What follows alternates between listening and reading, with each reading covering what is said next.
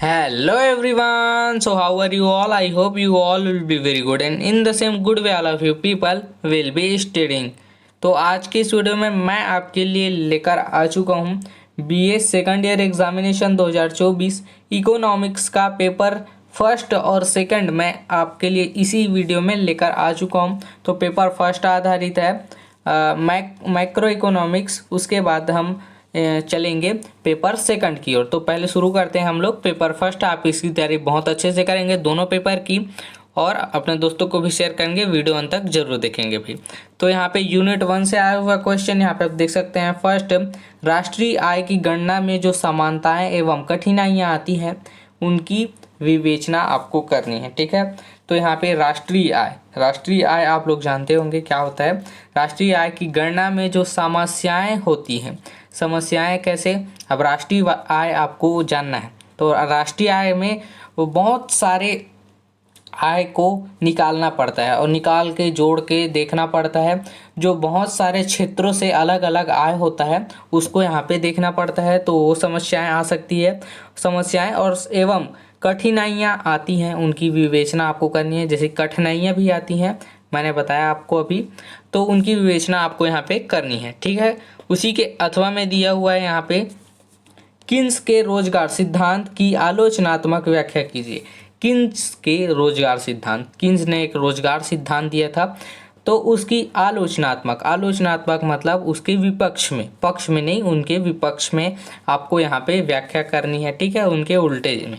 उसके बाद यहाँ पे दिया हुआ है यूनिट 2 से आया हुआ क्वेश्चन सेकंड, विनियोग की प्रेरणा से क्या अर्थ है, ये आपको बताना है। विनियोग प्रेरणा, और साथ ही विनियोग की प्रेरणा किन किन मुख्य तत्वों पर निर्भर करती है, ये आपको बताना है। ठीक है, उसी के अथवा में दिया हुआ है यहाँ पे ब्याज के तरलता पसंदगी सिद्धांत की आलोचनात्मक व्याख्या कीजिए। यहाँ पे आप देख सकते हैं आलोचनात्मक वाले जितने भी प्रश्न होंगे उनकी तैयारी आप कर लेंगे, क्योंकि आलोचनात्मक वाले प्रश्न आते हैं। तो यहाँ पे ब्याज की तरलता पसंदगी का सिद्धांत की आलोचना करना है आपको, उनके विपक्ष में व्याख्या आपको करनी है।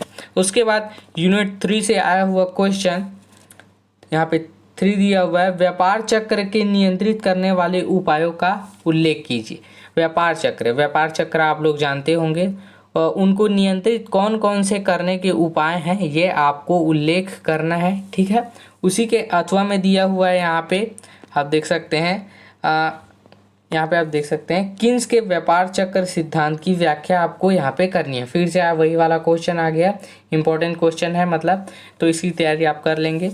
तो यहाँ पे सिद्धांत की व्याख्या उसी करनी है, व्यापार चक्र की। उसके बाद यूनिट 4 से आया हुआ क्वेश्चन फोर्थ, अंतर्राष्ट्रीय व्यापार में तुलनात्मक लागत सिद्धांत की आलोचनात्मक व्याख्या कीजिए।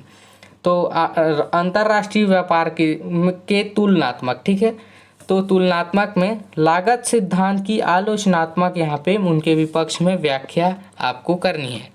उसके बाद उसी के अथवा में दिया हुआ है व्यापार के शर्तों का अर्थ समझाइए। व्यापार के शर्त कौन से हैं, उनके अर्थ को, उसके अर्थ को यहाँ पे आपको समझाना है, तथा व्यापार की शर्तों को निर्धारित करने वाले घटकों की व्याख्या आपको करनी है। व्यापार की शर्त को कौन कौन से तत्व यहाँ पे निर्धारित करते हैं, उनके घटक कौन कौन से हैं, ये सभी की व्याख्या आपको यहाँ पे करनी है। उसके बाद यूनिट 5 से आया हुआ क्वेश्चन आपका लास्ट यूनिट, फिफ्थ, विश्व बैंक के उद्देश्यों एवं कार्यों पर एक लेख लिखिए। विश्व बैंक आप लोग जानते होंगे, उनके उद्देश्य कौन कौन से हैं भाई, एवं उनके कार्य पर एक आपको लेख तैयार करना है, इसमें लिखना है। उसके बाद यहाँ पे अथवा में दिया हुआ उसी के निर्यात संवर्धन की दिशा में भारत सरकार द्वारा किए गए प्रयासों का मूल्यांकन कीजिए। निर्यात संवर्धन, देखिए संवर्धन से यहाँ पे आशय है बढ़ोतरी और निर्यात से आशय है यहाँ पे दूसरे देशों में भेजना, हमारे देश में, ठीक है, हमारे देश से दूसरे देशों में भेजना। तो निर्यात संवर्धन की दिशा में, ठीक है, भारत सरकार द्वारा किए गए प्रयास, उनके प्रयासों को भारत सरकार द्वारा कौन कौन से प्रयास किए गए निर्यात संवर्धन को बढ़ाने में, उनका मूल्यांकन आपको यहाँ पे करना है। ठीक है, उसके बाद आपका आता है इकोनॉमिक्स का पेपर सेकंड। यहाँ पे आप देख सकते हैं पेपर सेकंड, जो कि money banking and public finance पर आधारित है।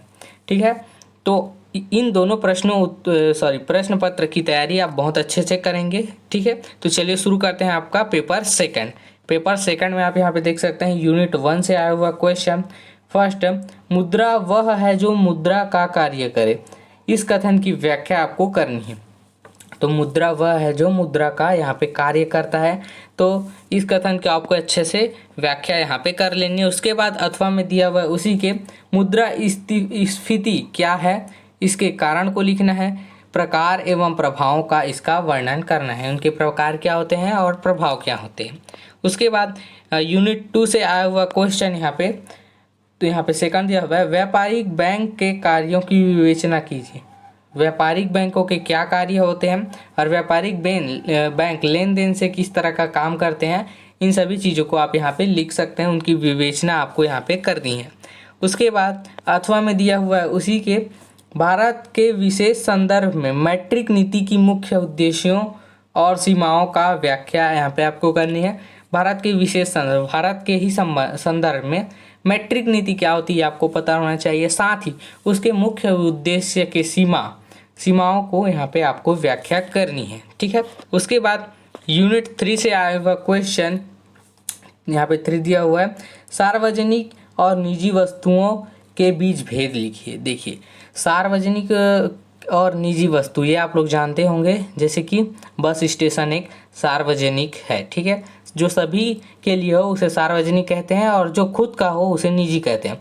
तो इन दोनों वस्तुओं के बीच भेद आपको यहाँ पे करनी है। ठीक है, अलग यहाँ पे आपको करना है, इसको अंतर स्पष्ट कर सकते हैं यहाँ पे। उसके बाद यहाँ पे अथवा में दिया हुआ है उसी के, सार्वजनिक व्यय का अर्थ क्या है। सार्वजनिक व्यय, जैसे कि सरकार हमारे लिए सार्वजनिक कई चीज़ें उपलब्ध कराती है, जैसे सरकारी हॉस्पिटल।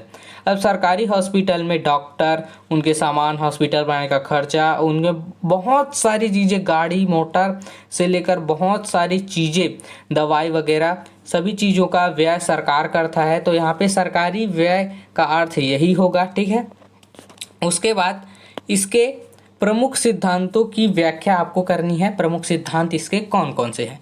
उसके बाद यूनिट 4 से आया हुआ क्वेश्चन यहाँ पे आप देख सकते हैं, फोर्थ, कर को परिभाषित करते हुए कर रोपण की विभिन्न सिद्धांतों की व्याख्या आपको करनी है। देखिए, कर मतलब टैक्स, तो यहाँ पे टैक्स को परिभाषित डिफाइनेट करना है, यहाँ पे डिफाइनाइट करना है।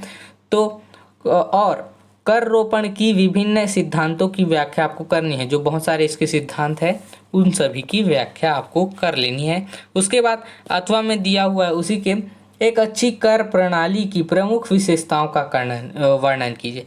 जो एक अच्छी कर प्रणाली है, कर प्रणाली आप लोग जानते होंगे कई प्रकार की कर प्रणाली होती हैं, तो इनमें से एक अच्छी की प्रमुख विशेषताएं आपको वर्णन करनी है, उसकी प्रमुख विशेषताएं क्या है। उसके बाद यहाँ पे आपका लास्ट यूनिट 5 से आया हुआ क्वेश्चन, फिफ्थ, राजनीतिक ऋण से आप क्या समझते हैं। सार्वजनिक ऋण।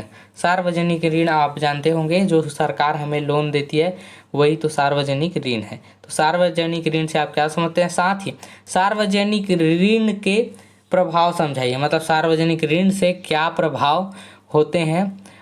जैसे कि किसी ने कोई बिजनेस स्टार्ट करने के लिए ऋण लिया, तो वो जब बिजनेस स्टार्ट करेगा तो सार्वजनिक ऋण जब देते हैं तो उस पर ब्याज भी चुकाएगा, साथ ही वो जो होता है अपने पैरों पर वो खड़ा हो सकेगा। ठीक है, तो इन सभी चीज़ों को यहाँ पे आपको बताना है। उसके बाद यहाँ पे अथवा में दिया हुआ है उसी के, यहाँ पे निम्नलिखित पर संक्षिप्त टिप्पणियाँ आपको लिखनी है।